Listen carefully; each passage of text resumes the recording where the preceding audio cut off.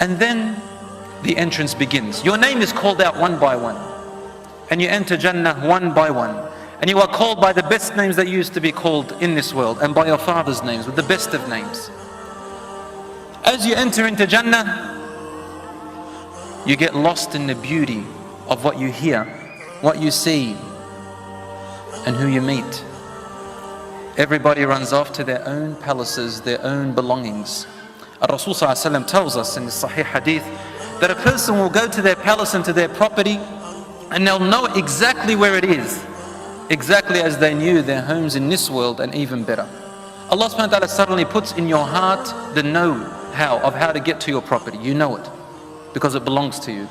And everybody's busy. They want to go and see their property. They want to see their spouses. They want to see the angels. They want to see what Allah subhanahu wa ta'ala has in store for them.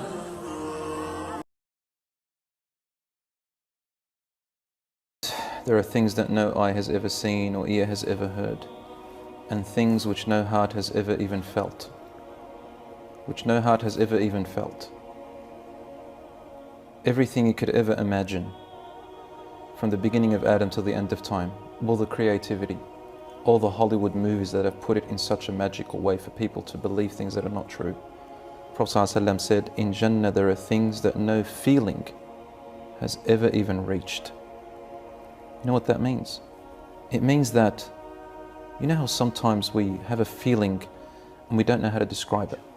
A feeling, something happens in front of you, you get kind of a sad feeling, emotional feeling, inspirational feeling, happy feeling, but sometimes it reaches such an extreme point that there's no words to put in any language to describe that feeling. That's in this world. Rasul ﷺ says in Jannah there are things that you haven't even reached, that is actually beyond that even, that you have never experienced in this most subtle of feelings. You can never feel it in this world. You can never imagine it in this world, ever. Jannah, my brother, Akhi Malad, the viewers, is a garden full of greenery and colors that you have never imagined. There is no bad in it. All the negative feelings are taken out of the soul. So every negative feeling is no longer there. There is no jealousy. There is no hatred. There is no grudge. There is no depression. There is no anxiety. And you don't know why, but you always feel happy and you love it. And that happiness only increases beyond measure. With every day? Every second. There's no time. And there's so much to do. And if you run out of imaginations, the angels give you ideas. Allah subhanahu wa ta'ala speaks to you. You speak to Him. You see Allah. In the Quran, in Surah Al-Qiyamah, you see Allah says, وَجُوهٌ يَوْمَئِذٍ نَاظِرَةٌ إِلَىٰ رَبِّهَا نَاظِرَةٌ. Faces brightened. They're watching Allah, their Lord. And when you see Allah, all that beauty in Jannah that took your breath away and your mind away, you forget it. Because Allah is more beautiful than all of that. SubhanAllah. Allah says in the Quran, whoever enters paradise will live forever in happiness and never will they ever feel a feeling of negativity.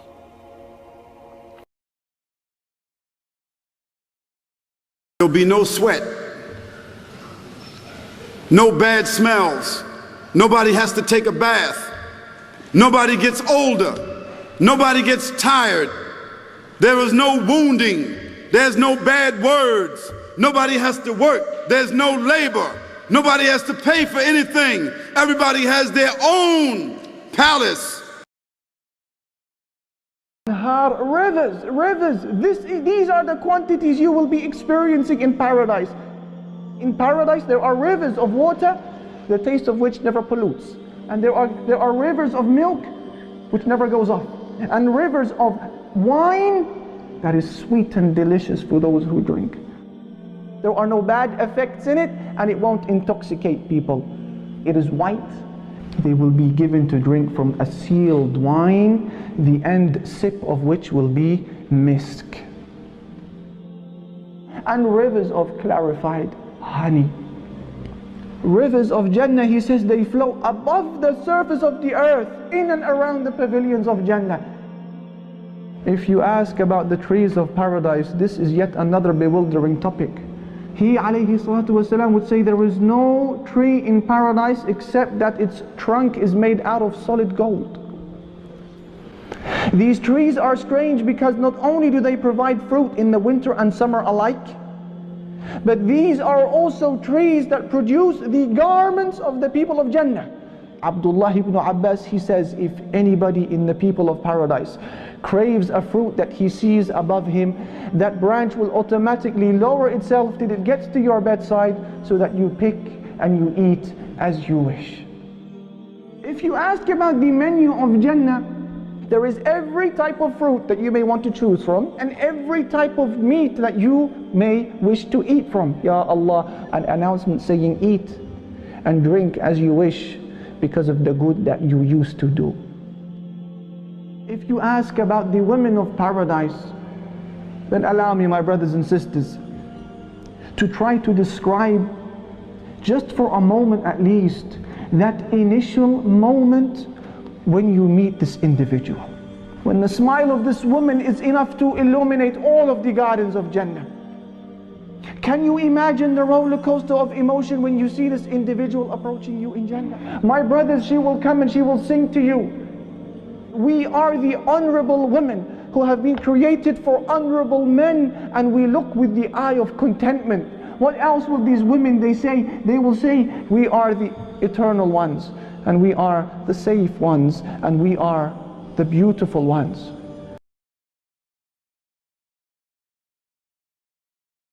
Of mine, who when the music blares will cover up his ears, will not listen to the haram music of this world. In Jannat, Allah will command 2 hurs to sit at his head, 2 hurs will sit at his feet. The trees of Jannat, the leaves of Jannat will be commanded, now play music. Play music.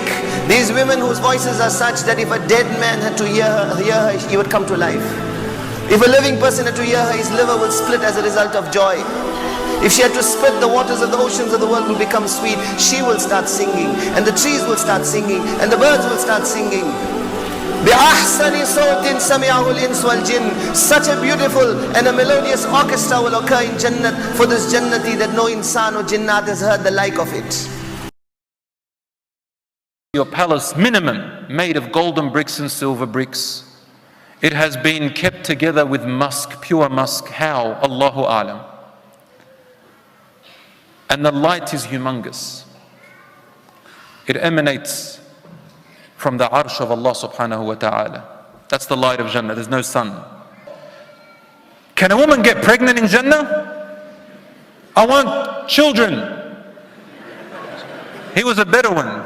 That's how they used to ask their questions. The Rasul says a woman gets pregnant in 1 hour and gives birth and returns back to the way she was, as if she was untouched. And there is no agony or pain if you want children. With their Lord are many paradises. Jannat is a plural for Jannah.